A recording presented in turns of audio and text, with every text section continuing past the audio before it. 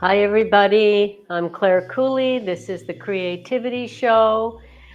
It's all about using our creativity to solve problems, enhance our life, even heal ourselves. Because when we step into the flow of creativity, we increase our happiness. When we express emotions, we stimulate our immune system.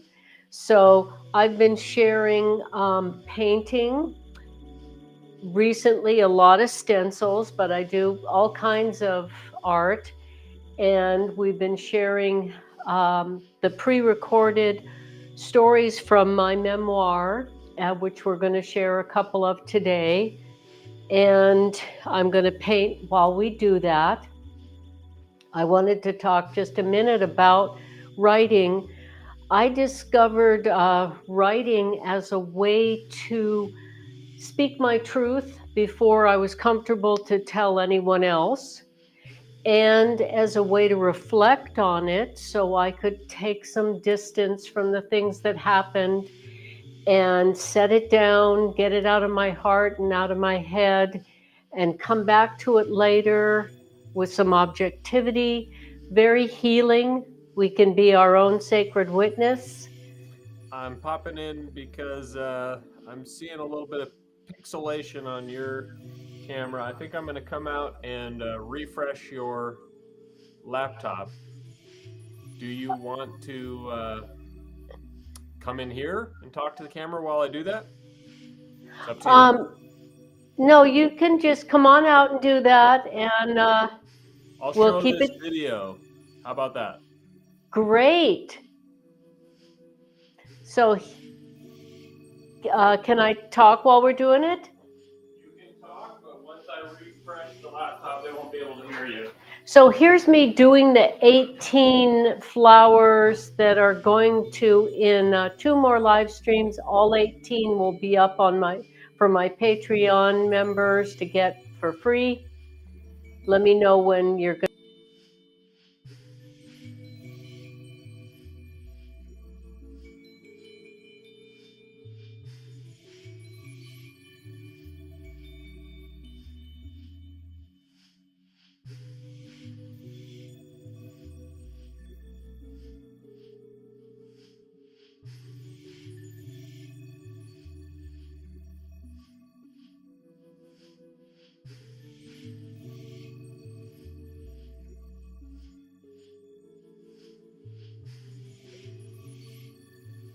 Okay, so what you just saw or are still looking at is me doing all 18 of the flower stencils in less than an hour on this big scarf that I'm going to continue working on today to brighten up some of the spots that didn't get quite enough color.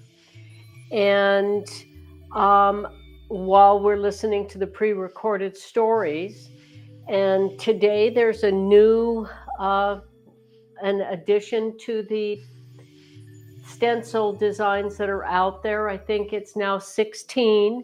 So there it is. And next Monday will be 17, and next Thursday live stream will be 18. And then we celebrate that all 18 SVG flower designs are out there for no additional cost to Patreon members, and $3 a piece, something like that, to people that just want to buy them without becoming a member, which you can do for free. And you don't get access to the SVGs for free unless you pay the $5 a month membership, but you get a lot of other materials. So no commitment, just could be a good way to start. And once the 18 stencil designs are out, next Thursday, all 18 will be complete. We're going to go into another body of work, which will be the 26 warblers and wildflowers. And that's going to be really, really fun to be working on while we hear a whole nother kind of writing.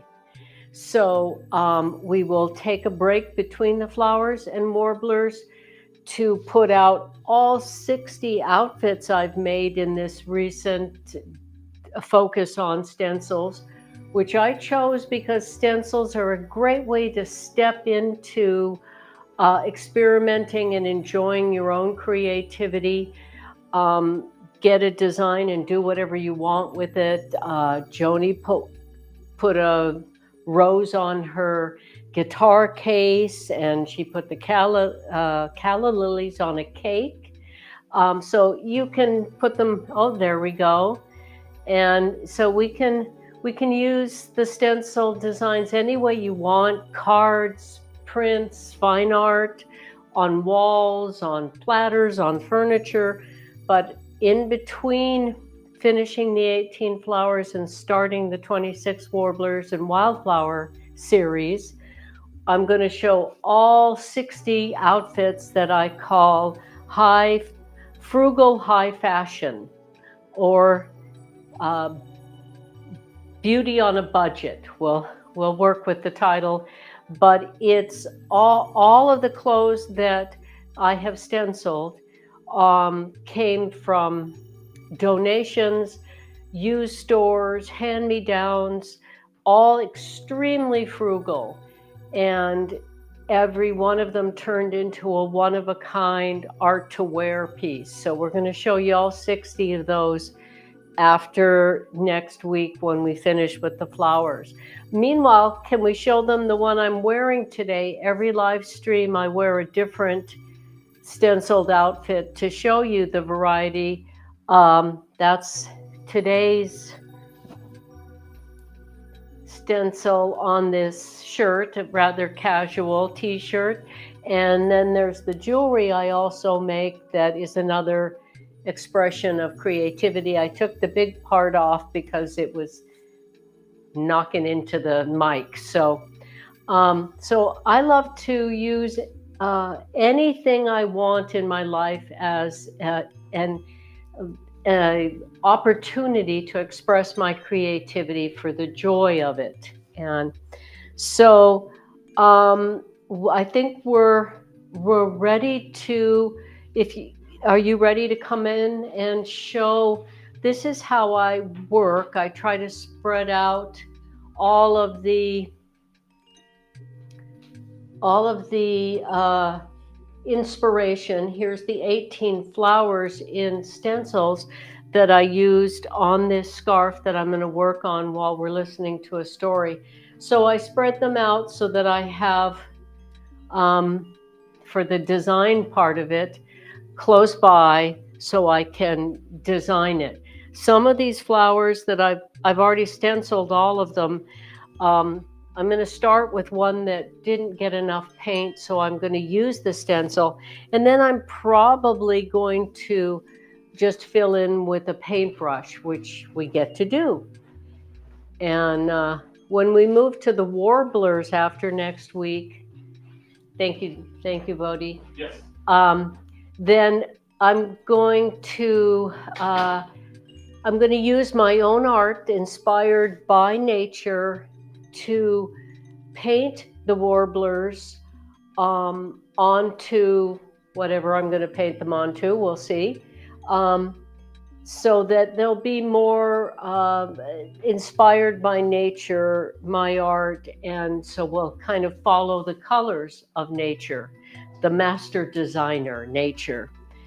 Can't be better than that. So, all right, so let's get a story going. Before we start the story, as we're getting it ready, can we show the overhead camera?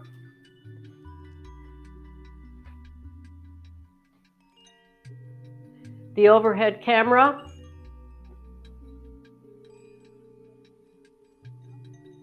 Huh.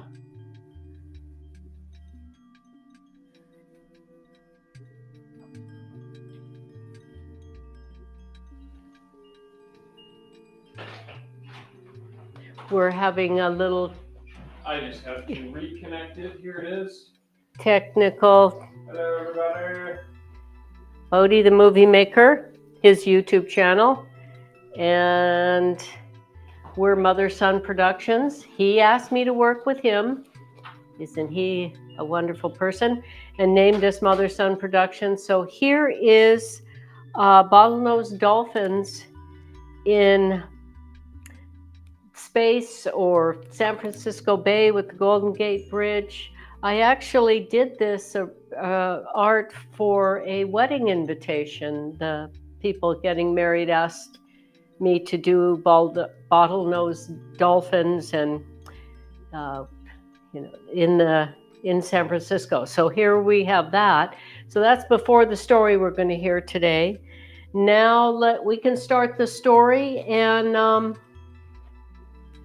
there's 68 pieces of my art in the book because art continues to be a way I will heal myself, increase my happiness, solve problems in my life, enhance my life, and hopefully help others. So, alrighty, I will start the story right now. Great. Story number 47, Destiny's Mixing Bowl. Here, the place of my birth, I see my story not as my story, but our story. We are all stirred together here in a mixing bowl of destiny. Today, layers of mystery fall away like spent cactus blossoms after giving away their beauty. I am filled with this place and with the recognition I have been blessed by every one of the 10,000 turns of my life, finding its way back to where it began. I am filled with gratitude for this place. What is it about this place that drew us in? Why was my spark of life kindled here? Why, years later, did the man who raped me flee to this place that night when his act transformed me from a child to a woman in a minute? Why, years later, did my father return here to end his own life?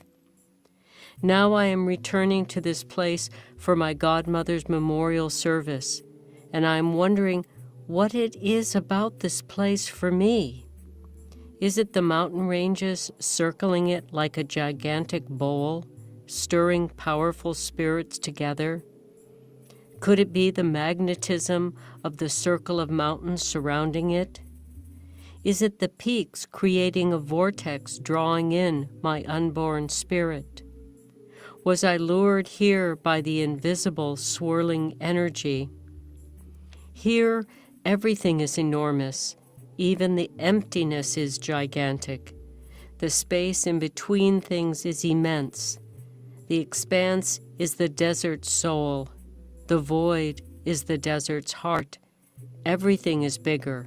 Crime, churches, immense disappointments, and enormous hearts. Boundaries disappear here in the desert, and the sky blends with the sand.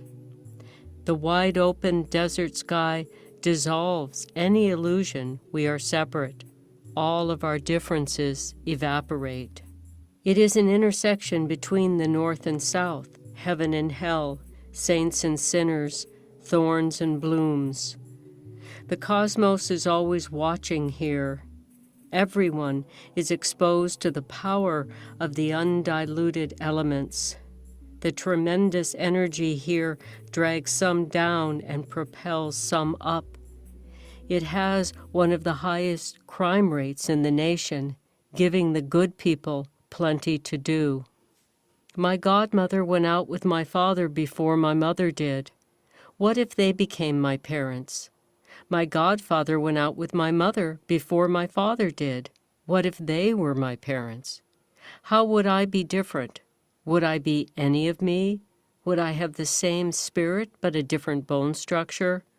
Would I be an entirely different person? Maybe half of me, but which half? My godmother was saintly like my mother, but a flamboyant saint, while my mother was a shy one. Both qualified as enlightened beings in my eyes because they both lived lives full of kindness and compassion.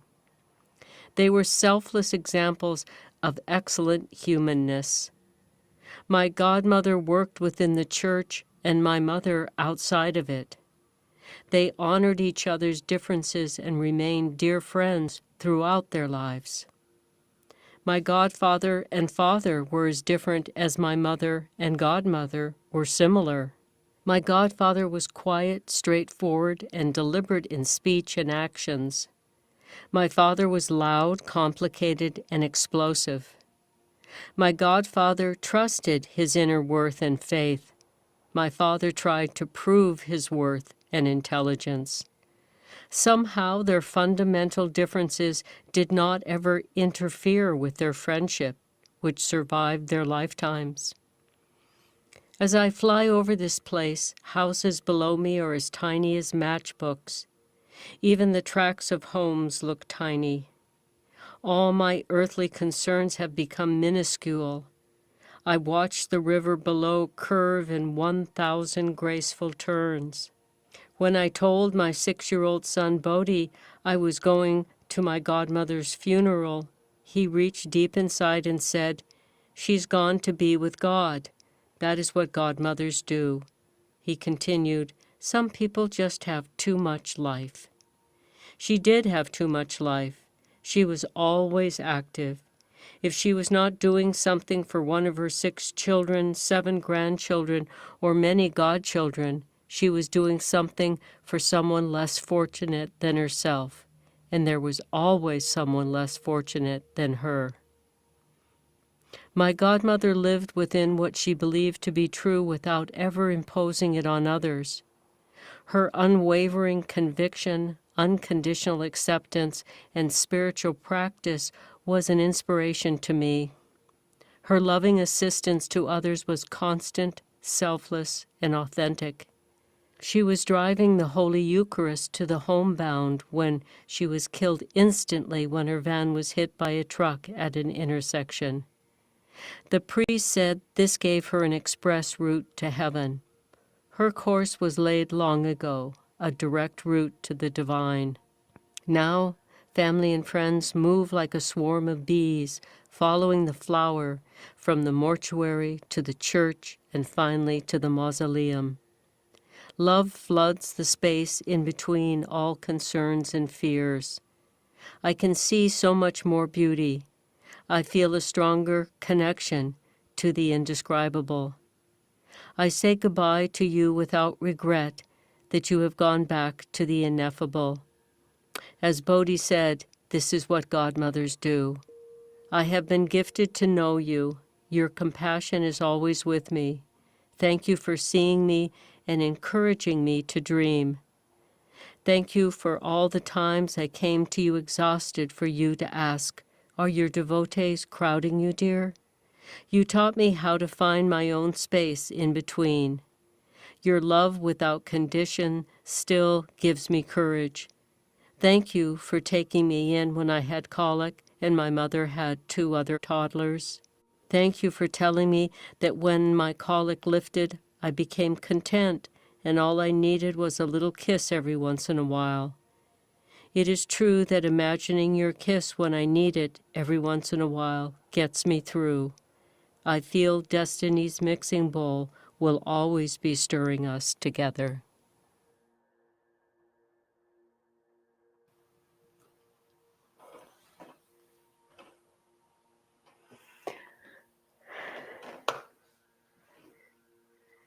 Well, as I was saying, is my mic back on? Yeah. Okay. As I was saying at the beginning of this live stream, our writing can be a way to speak our truth, because that's healing and informative. It can be a way to have a friend, a companion that never judges us and always hears us. It is free therapy, no matter what our financial situation or the time, our duties in our life. There's always time to write some things down while waiting, or while, sitting still because there's a moment in our lives. So it is free therapy. It's a always friend. It's a way to come to know ourselves better. And really wonderful is it's also a way to share. Sometimes the hardest stuff we've gone through is what we've learned the most from quite often. And everybody goes through hard stuff, so we can help each other by sharing our truth. So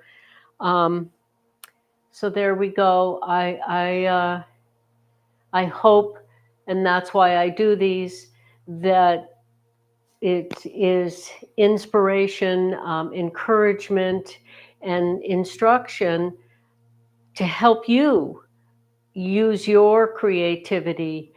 Our creativity is our superpower.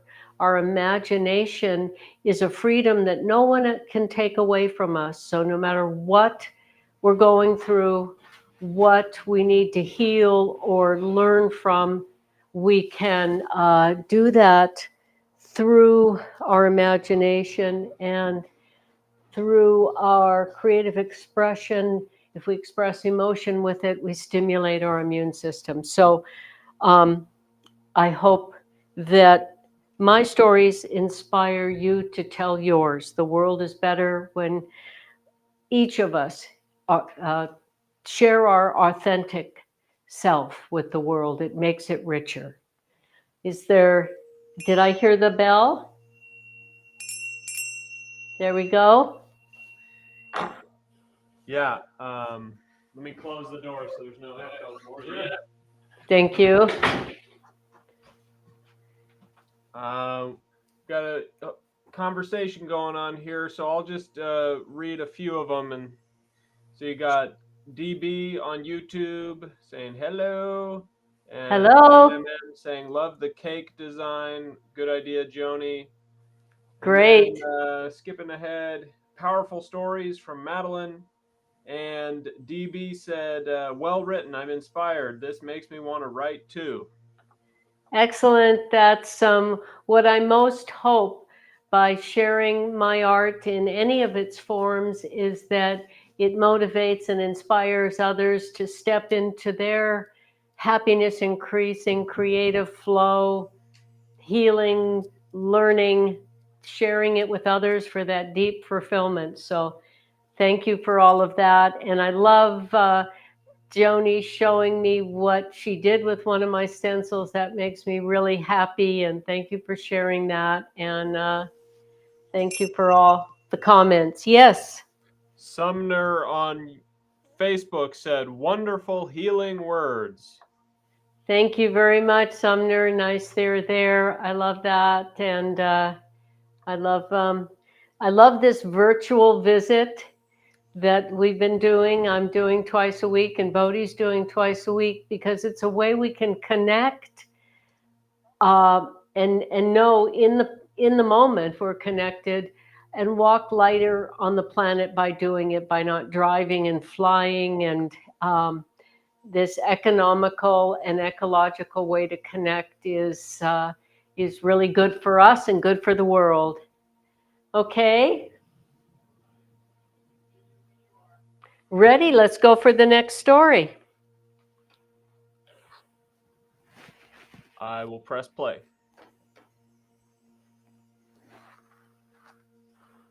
Story number 48, Passing Through Walls. The dawn has a stillness, infusing the sky, mountains, and air with otherworldliness. The rarity of the sparkling white on the mountaintops melts as the wind blows. The shining dust is magical this morning. Everything is glowing from the inside. The red, orange, yellow, green, blue, indigo, and violet arches over the valley. It is soon followed by hail. It is exhilarating and frightening. The mountain looks like a landscape painted with royal foliage and a perfectly blue sky. The beauty is intoxicating. I imagine dancers sprinkling snow on the peaks. Flurries rise up and circle in graceful turns. I sense fantastic power all around. I become aware of how small I am. Everything about this day is wild and beautiful and suggests I should predict the unpredictable. I call Glenda and say, "This is the sort of day where anything could happen. I feel it would be good for me to come off the mountain I live on and go out tonight and dance and celebrate life." It is the best night out dancing I've ever had. My understanding of human nature takes a leap forward when I try something unusual on this special day. I invite the lusty men hovering on the periphery and the insecure women watching from the walls to dance. Instead of avoiding them all, I dance with them all at once, and then I dance away from them and let them dance with each other. They stop projecting hostility, and the lusty, jealous, competitive, and aggressive energy transforms into playful joy. I invite the dark into the light, and everyone has fun. No one feels left out, and I feel safe. While driving Glenda home, after hours of blissful dancing and drinking only water, I feel great. I feel sure I should give her a driving lesson on what to do if you go into a skid because she is learning to drive.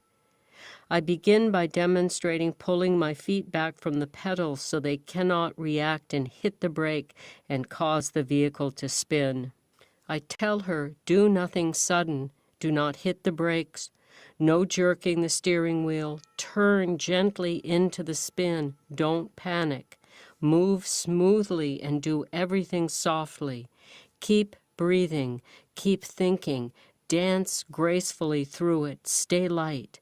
Don't give in to fear, and it will all be okay. I am feeling it as I say it. It is like being on skates. You have to float and gently maneuver because you have no brakes when you are sliding on ice. We have to go with it, and ever so softly. Do the best you can do until you have traction again to avoid hitting anything. I rehearse the moves like a dancer practices the choreography before a performance. I wonder if I am terrifying her because of how real I am making it. But I think she needs to know what a dangerous dance it can be. I need her to understand that lives are at stake. After dropping her off, I head toward my mountain home in light rain. I drive across the Golden Gate Bridge. I enter the tunnel above Sausalito, tired but happy. Halfway through the tunnel, I see a wall of white just outside the end of the tunnel, and I recognize it immediately. I move over one lane to the right and slow down as much as I can without letting any of the cars behind me crash into me. I can tell the cars behind me are unaware of what is awaiting us just outside the tunnel. We are all about to exit the tunnel into another world. The freak blizzard drops 6 inches of snow on top of black ice in 15 minutes. As soon as I leave the tunnel, I sense death is close by. I pull my feet back just as I demonstrated to Glenda. Cars are going sideways and backwards into the guardrail and the center concrete barrier.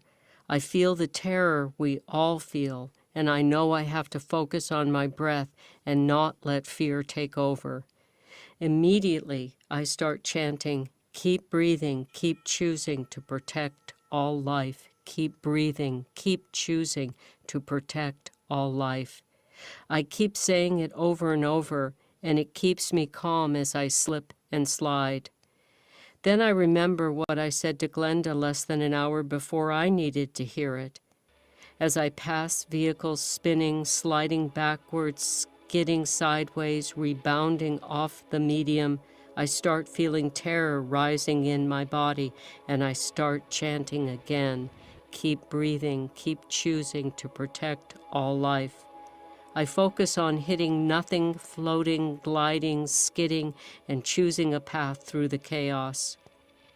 As I climb an incline, my speed slightly decreases, as does the number of vehicles making it this far before spinning out of control or hitting something to stop them. I begin to feel hopeful I will reach pavement and regain my ability to steer. I reach the summit of the hill and begin to pick up speed as I descend. My van is hydroplaning, skimming the water surface on top of the ice, with virtually no friction.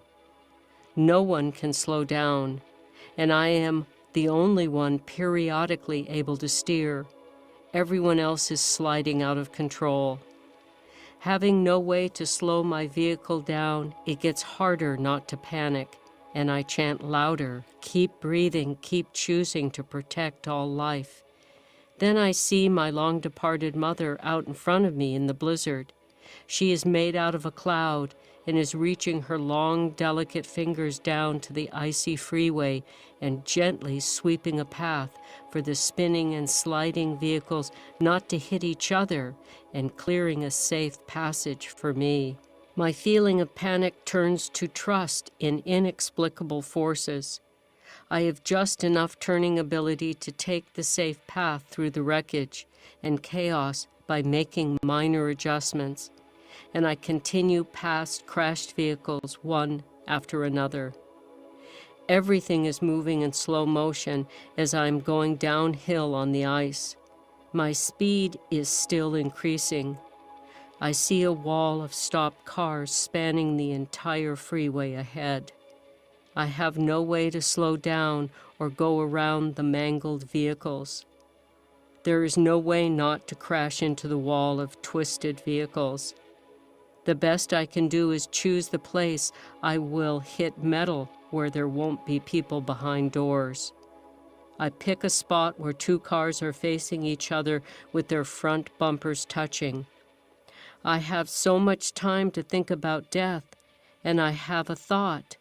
It would be ironic if, after the best night of dancing in my life, it is my last. I also think accidents are often started by intoxicated people who sometimes are too drunk to be afraid and can come out okay, and sober people like myself can end up hurt or killed because they tense up in fear.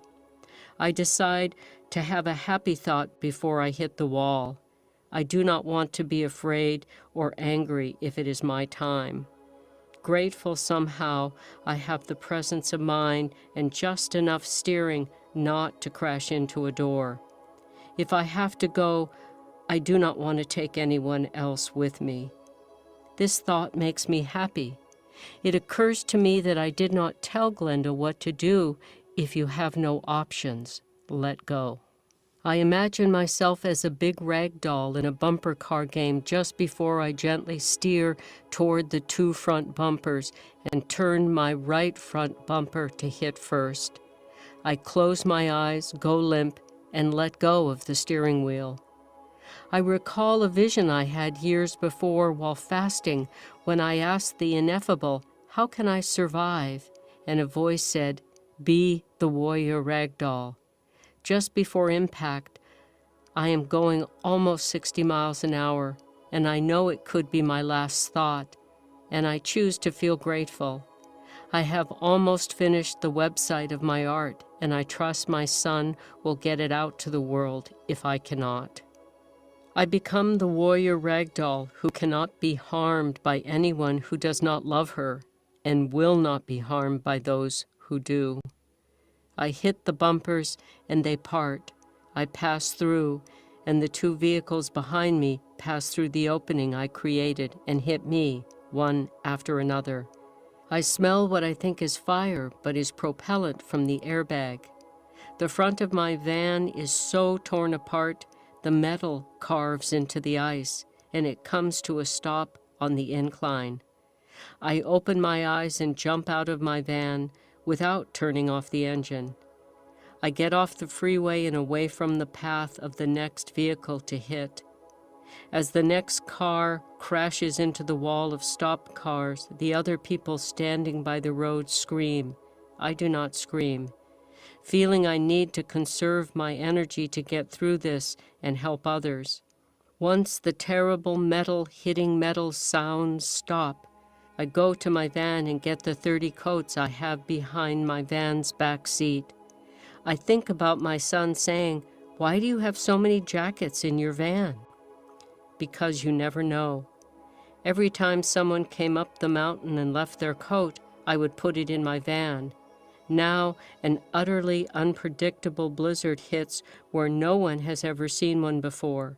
Here I am with just enough jackets for all the women in skimpy outfits, in shock in a snowstorm.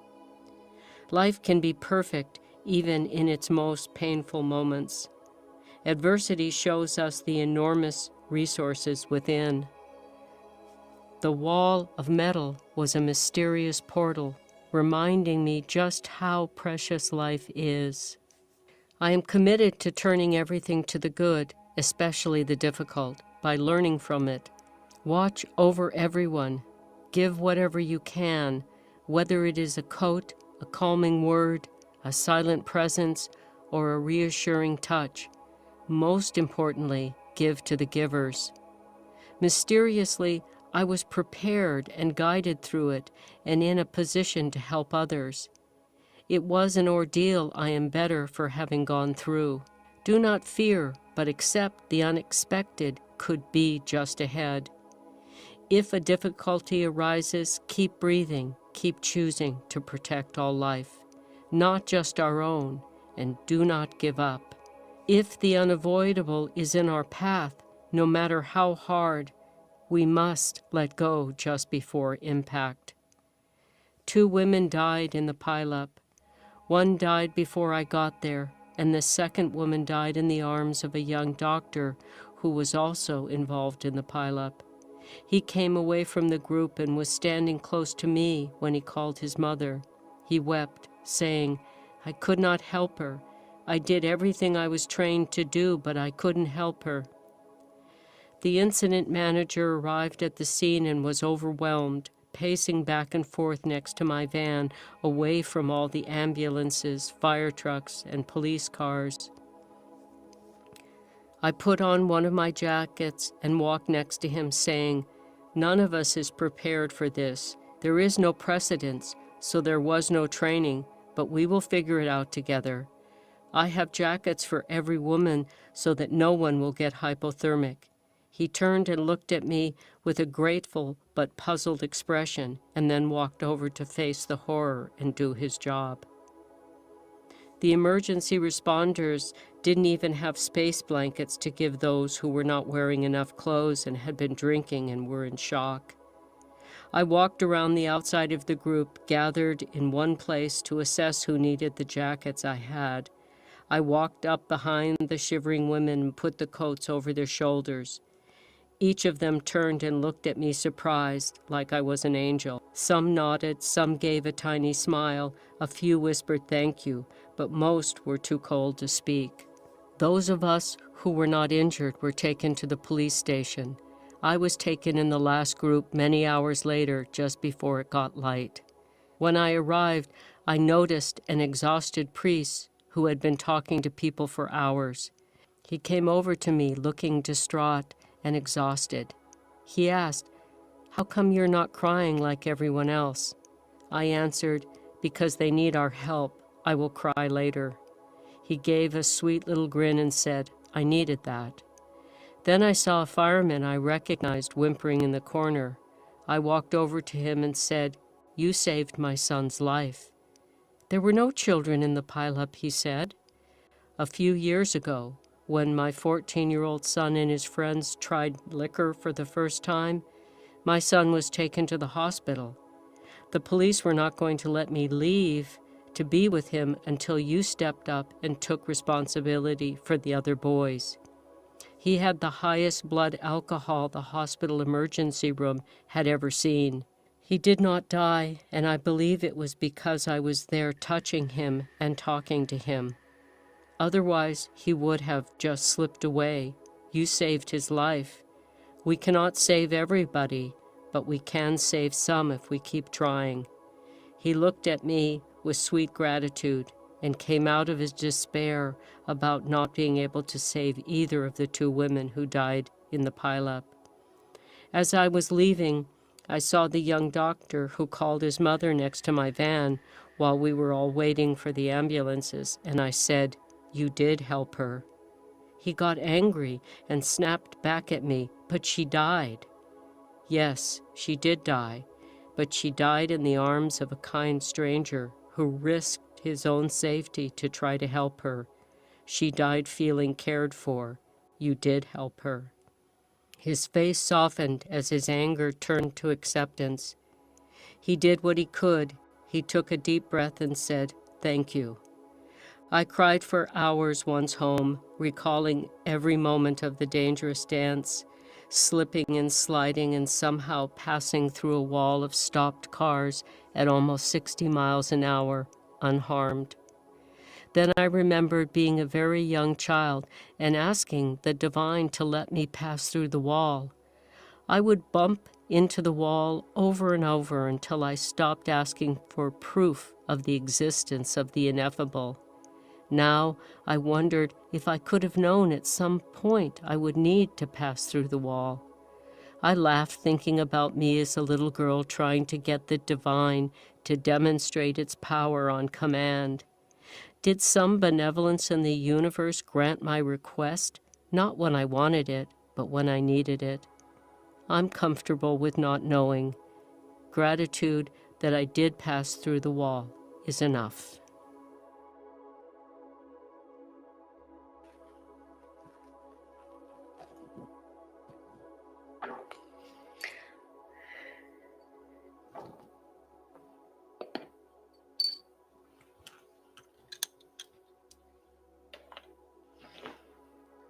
That's quite a story to relive. It did change my life for the better. It's when I came up with the motto that I live by now, which is give to the givers and invite the takers to take leave so the givers can give it up. And for me, it's the motto because takers will rush up first in life, and they will drain us if we allow them to. And we can love them at a distance, but if we let them drain us, then another one of my mottos is don't let the few drain you so the many can't get any. And I had to completely change my life because I was so used to growing up in a family where I had to watch over everyone so that we all survived, including me. And I became good at it, and I had a lot to give, which is all wonderful. I have no regrets, but everybody expected me to always be there for them. And I got drained, and people got angry at me who were used to me giving to them. And when I had to replenish myself, but I did, learn to not take any of that personal. Not easy. It's been hard.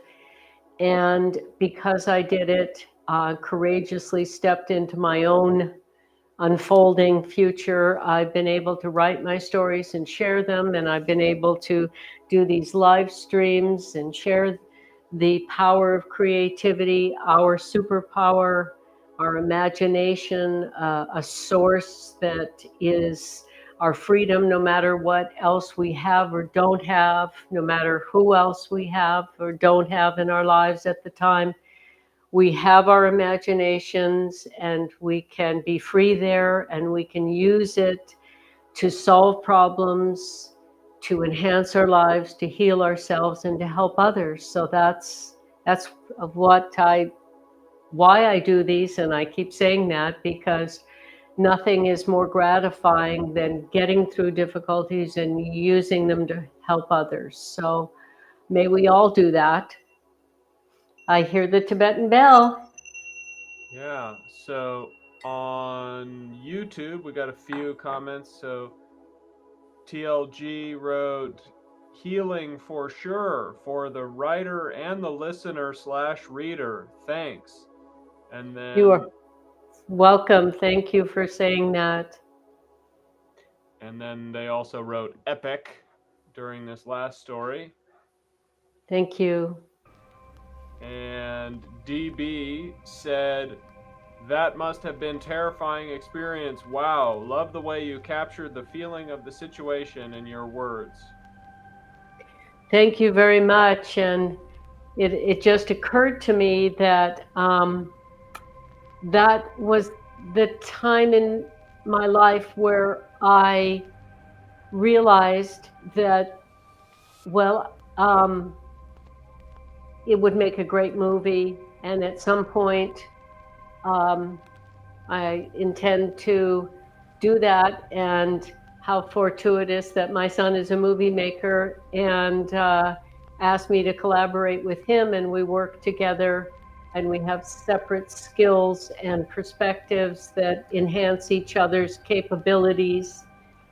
So yeah, so that was, especially my mother as a cloud being, reaching down and moving the cars gently out of the way so they didn't crash into anything and get hurt, but they cleared a path for me.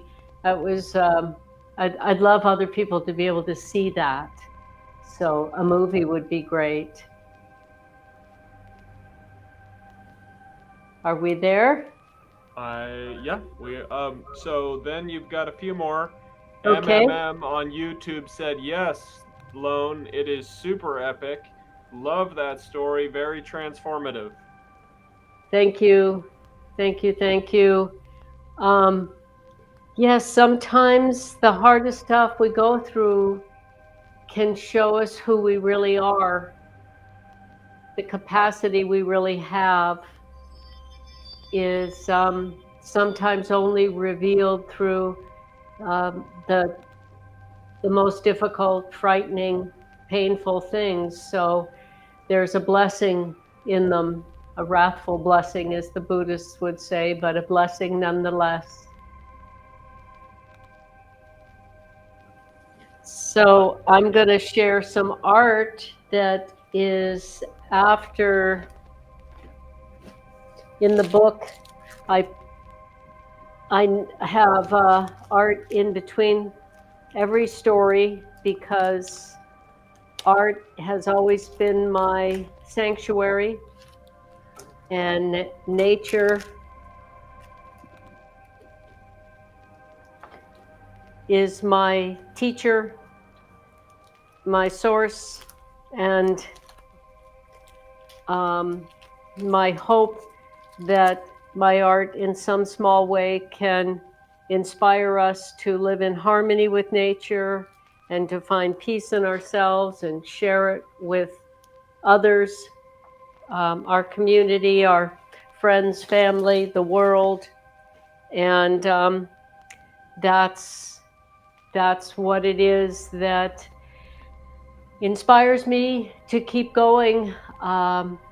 And the reward is how much peace I feel while I'm creating and hearing these stories, my own stories that are actual events while painting. It's amazing how powerful the peace in creative reverie is, that we can hear these very difficult stories. And those of you tuned in a lot know there's, suicide and rape and all kinds of difficult stuff in my stories. And somehow I am at peace. And so it's like proof. I didn't think of it till right now, but to be doing the art while hearing these very painful, difficult, challenging stories and being at peace to be able to do the delicate brush, you can't fake that. And that's available to all of us, which is what I want to share with the world. So thank you for hearing me.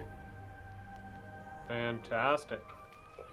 And do you want to show the stencil video and maybe? Sure, that's a great way to explain what they can get. Let me bring that up. So real quick, we're going to show the Patreon promo video, and keep in mind there are 16 botanical stencils on the Patreon, so the numbers you're going to see are not accurate, but it's got some great visuals.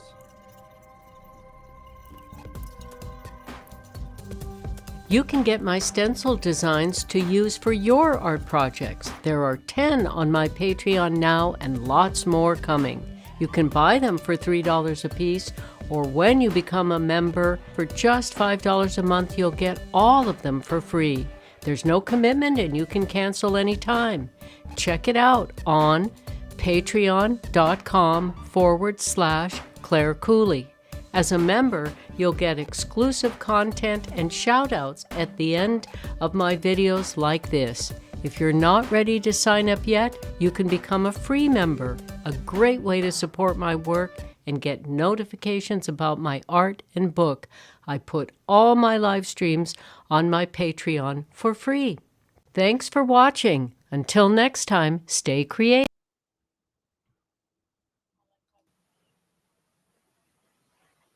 So there you go. So I'm Mike. finishing this last one. Maybe you could show the web store with the prints that I've been showing between the stories. Yeah. 1 second. Okay. So here's a picture of her splash page on her website with lots of her art. And then this is clarecooley.com/shop. You'll be able to find it if you just Google Claire Cooley, and you can see part of her web page here where you can get her prints in different sizes. She has many prints available on her web store.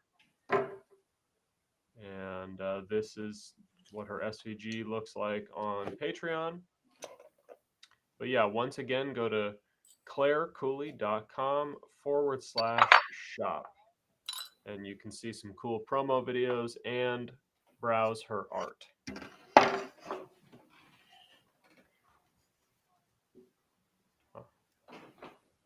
Okay. I would imagine we're at about an hour. We are. You did a great job, and I think we covered the comments. Okay. Well, then let me say that I'll be back on Monday at noon, every Monday and every Thursday.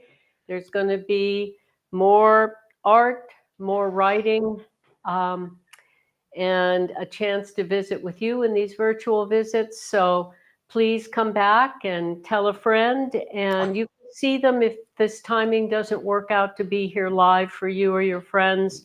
You can see them anytime after on the Creativity Show, my YouTube channel. So I really appreciate, we're growing this just word of mouth, no money spent on advertisement or promotional.